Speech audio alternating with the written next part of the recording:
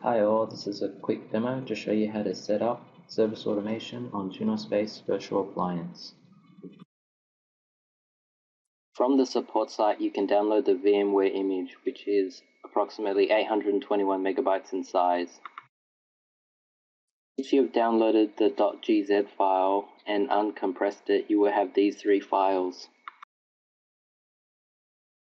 Next, you are ready to deploy Junos Space in a VMware server. Once you are logged in, you deploy it by selecting File, Deploy OVF Template, then specifying the .ovf file that you just downloaded.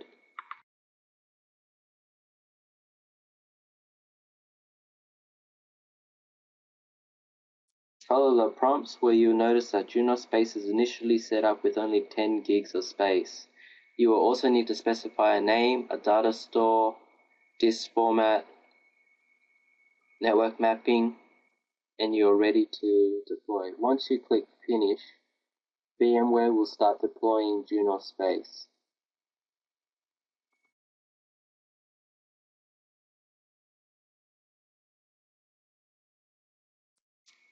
Once VMware has completed deploying Junos Space, the next step is to edit the virtual machine.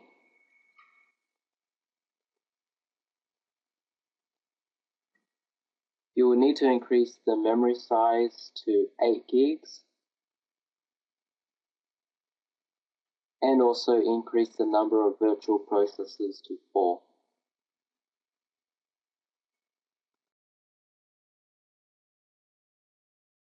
And then you are ready to power up the virtual machine.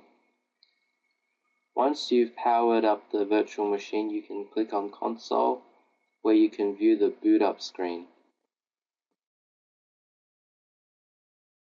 The Junos Space login prompt, enter the default login, admin with password ABC123, where you'll need to then set a new password, an IP address for Ethernet 0, and its subnet mask.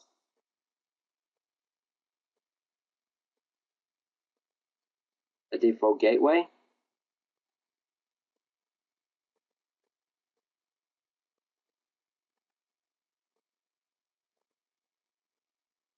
a name server,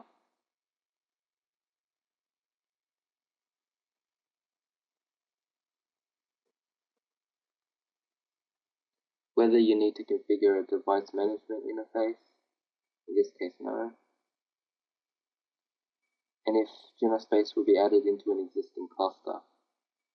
You also need to enter in a web access IP address, an NTP server,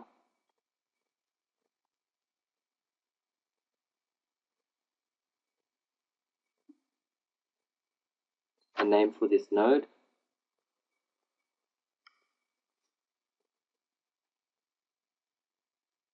and finally a password for maintenance mode. You can review all of this information, and if you're happy, you can apply these settings.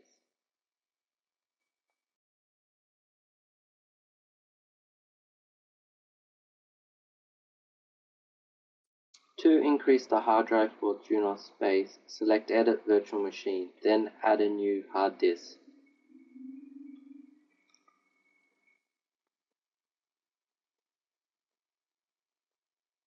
Select Create a new virtual machine and set the size you require.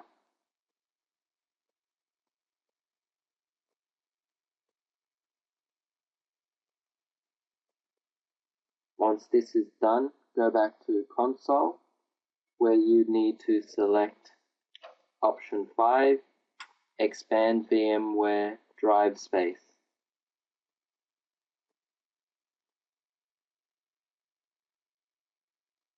Then enter in the admin password. Junos Space will now search for the additional hard drive space. Junos Space displays the results to verify that the file system was increased to include the new logical volume. You can now log into the GUI via web browser. Enter in the GUI IP address that was set earlier. Select the ServiceNow icon. You'll notice that this is in demo mode as you are yet to create an organization with a valid site ID and a connection back to the JSS.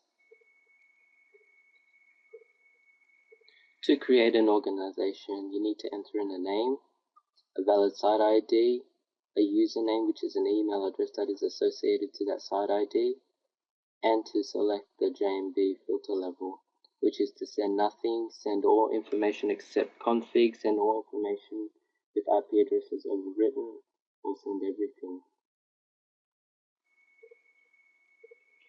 Once this organization has been verified, Junos Space will be brought out of demo mode.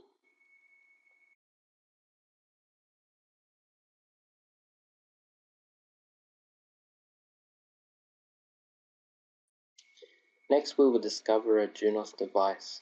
The device will need to have SSH and a user with class super configured on it.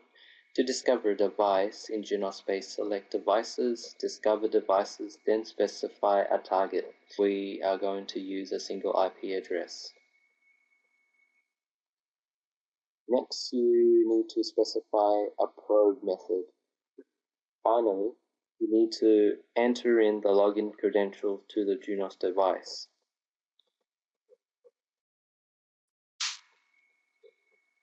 And the device is now managed by Junos Space. The next step is to create a device group.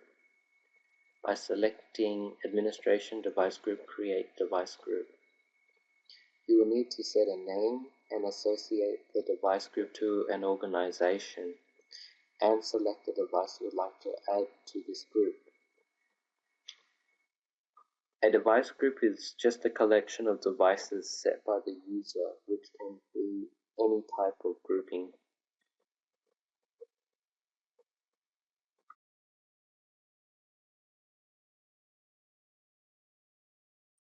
The final step is to install the IAS scripts to the device. This is done by selecting Administration, ServiceNow Devices, and highlighting the device you wish to install the event profile on, and right-clicking and selecting Install Event Profile.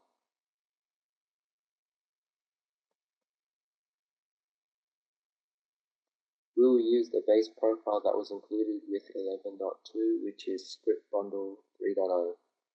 You can also schedule the installation to occur at a later stage.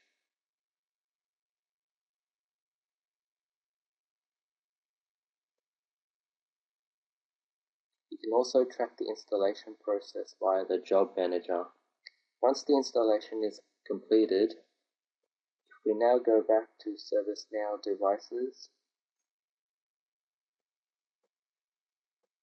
It will now show Script Bundle 3.0 is installed. And ServiceNow is now monitoring this device.